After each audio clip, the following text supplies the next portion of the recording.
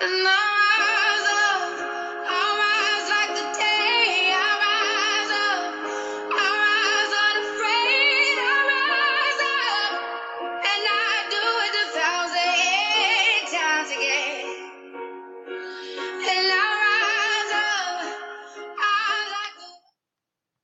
Hello, my name is Chana Hines, And my name is Michaela Harris. and this is Ida B. Wells, A Passion for Justice. Why did we choose Ida B. Wells?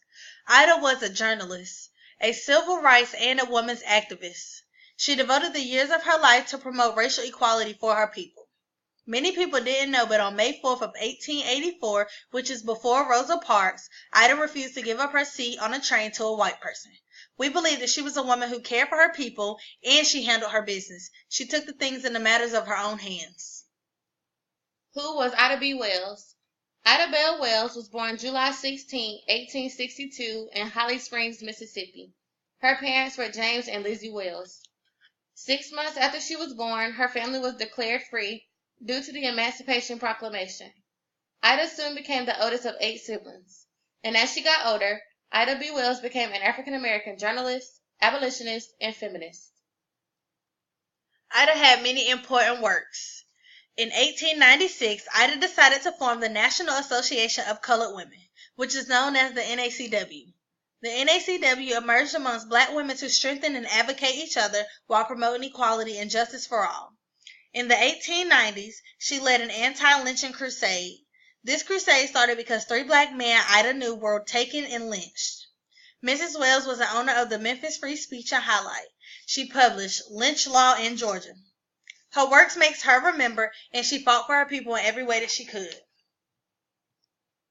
She had many other dedications as well, such as being the founder of the Alpha Suffrage Club, which was another women's suffrage act, Negro Fellowship League, which aided the new migrants from the South, the African American Press Association, which was for students who were journalists and media professionals, and also the African American Council, which was the first nationwide civil rights organization. Interesting facts about Ida B. Wells.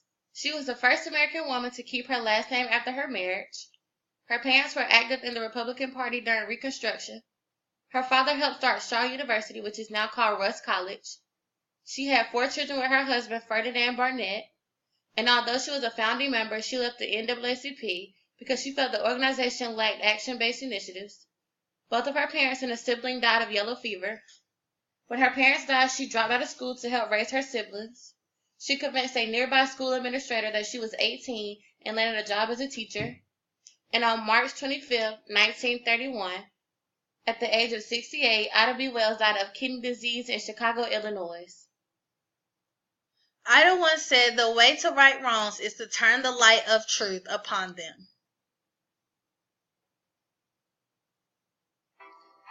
Her legacy is as someone who had a very radical voice at the turn of the century, which was in many ways not a very radical time. She was a female leader in a time we usually associate with male leadership. To me, she was someone who was so consistently activist and so principled about it that she sort of, in a way, encourages us all to kind of look inside ourselves and ask whether we're doing enough.